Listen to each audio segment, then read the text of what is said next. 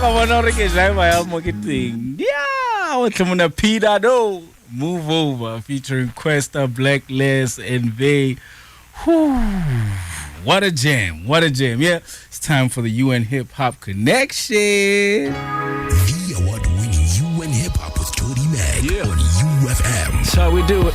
It's everybody with a hip-hop soul already know. It's the best hip-hop show on radio. The award-winning YouNHipHop with your favorite old G on the mic, TowdeeMac, and here we go. Talking to the movers and shakers of the hip-hop industry, the YouNHipHop Connection with TowdeeMac.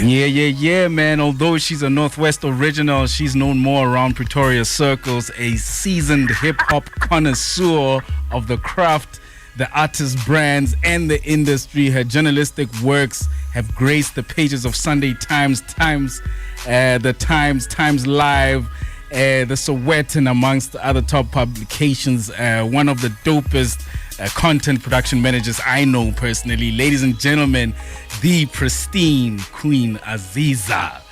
Say hello to the UN. Say hello to the YouNHipHop listener. What's up? What up to YouNHipHop? What up to you, TowdeeMac?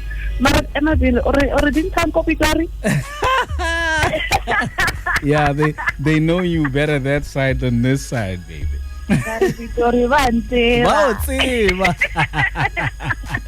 Yeah, man. Listen, now I know we're here to talk about you in your capacity as a hip-hop journalist, but can we just start off in 2016 in New York City on the set of The Daily Show interviewing Trevor Noah? How would you describe that experience, and how did life lead you to that glorious moment? Oh man, that was such a wild time for me because I had been a journalist at the Times and Sunday Times for not that long. Yeah. But the way that it all came together is that when I was still an intern at the publication, I got chosen as the intern to go to Boston, Massachusetts, right? Oh. And because of that was almost like the layup for everything, because that's when I got my visa. That's when I kind of got exposed to some people that side. And then when the opportunity came in 2016, it was actually supposed to be a different journalist. But at that time, she didn't have a visa. And it was one of those things where it was like the call came in today and the person needed to leave like next week, Monday, type thing. So it was like, she was like, yo, I think Azizzar can do it. I think she'll do it justice. And she's got all the relevant paperwork. Yeah. So that's literally what happened. My editor was like, yo, is everything in order? I said, yeah. She's like, okay, you're leaving in like 3 days. And I was like, heck. So it was crazy. Everything happened so fast, but it was really, really dope. Yeah. Got to sit in on the recording of the Daily Show, and then the next day we got to have a little press junket with a few journalists, and we got to interview Trevor and the rest of the team. And it was really, really dope.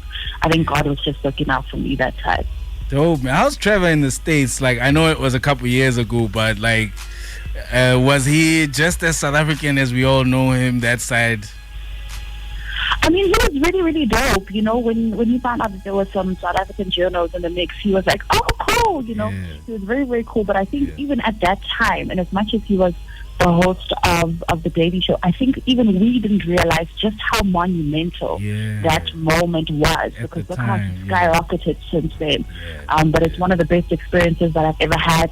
And he even took a selfie with me on set, which is something that I'm very, very happy about, because I'm like, got the proof. Yeah, you got the receipt, girl.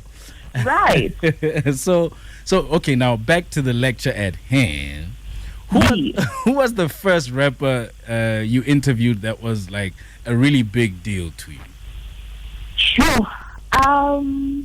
Look, I'll be honest. I think that every time I've been in the presence of a rapper, it's always been a big deal for me, because I'm really about this, you know. It's never just been like, oh my God, if I can meet Teddy, then I'm set. You know, everybody has always mattered to me, because you can imagine what it's like sitting from afar, looking at these people, listening to their music, watching them on TV, and then all of a sudden, and you're like, whoa, this is no longer a dream. This is now my real life.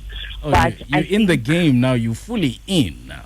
Right? But, you know, sometimes when you dream about something or when it's happening in real life, it takes a while to kind of adjust to that, to be like, you're no longer dreaming. You're actually in this. You're actually here. And but I will say that meeting Java was absolutely incredible. meeting Jabba, getting to know him, chatting to him. Also interviewing Casper on your verse was really dope for me as well. Your KOs as well, your TowdeeMacs as well. I think even more than just being able to interview some of these people in my professional capacity, I think it's exceptionally special. Once you get to know the actual people and once you get to know what they're really about, I think a lot of people can listen to music, but you don't always have access to people in real life. And when you have that, and people know your name, and people holler at you just to check on you, I think that's really, really dope and really important. So every interview has been important to me. I'm nervous before every interview because every interview matters to me, regardless of whether it's someone on the come up or someone who's already established, because I really care about this. So but definitely notable, Jabba, Casper, and everybody else who I've mentioned. Wow, man. And, speaking of which, like it really sounds like you have a set of principles that really set you apart. So what advice would you give a young girl out there who aspires to become a hip-hop journalist, particularly? I would say really be about it. Really be about it. Don't just listen to the music. Immerse yourself in the culture. And know your stuff as well. You know what I mean? I remember there was a time where there was a young lady who was like, she wants to, get in the space and be in the mix. And I remember asking, I was like, are you really about this? Do you love the music? Do you love the culture? Do you know about it as well? Because what's important is when people are listening to you, they need to believe you. You need to be authentic. You need to know what it is that you're speaking about. It can't just be like, oh my God, that was so dope. Because anybody can say that was so dope. So I would say be authentic, know your stuff, and also don't be afraid to ask. If you don't know something, ask. Look it up. Go and find out. Those things are very, very important. And like I say, authenticity. You have to be yourself. Because a lot of the greats are one of ones. There's only one Angie Martinez. There's only one Vika Zumba, Helen Herumbi, Risha Tucker. They're one of one. So learn from them. J. Cole said it best. Study the greats. So study them, but then take what you can from them and make it your own. So that you don't lose your identity, because that's going to make you stand out. Beautiful, beautiful, so beautiful. Wow, I can't believe time is so fast spent. You got to keep these interviews short. This is more music, less talk. You know that format. I know that. So how can people connect with you on the socials, though? You can connect with me on @Queen Azizzar. It's AZIZZAR. That's where I am on all social media platforms. That's the easiest way for you to see what I'm up to and connect with me. Otherwise, you can find me on the streets. I'm always out here. Man, Queen Azizzar, thank you so much for hanging out with us on YouNHipHop tonight. It's an honor and a pleasure. Thank you so much. I'm honored. And thank you for everything that you do for the culture and also for how you have embraced me as well. Wow. So keep going. Thank you. Thank you. And it's a pleasure. Definitely one of the best hip-hop journalists in SA, the Pristine Queen Azizzar. And we wish her nothing but the best in all of her future plans, man. Stay in tune. This is UFM. She is fully in. You understand?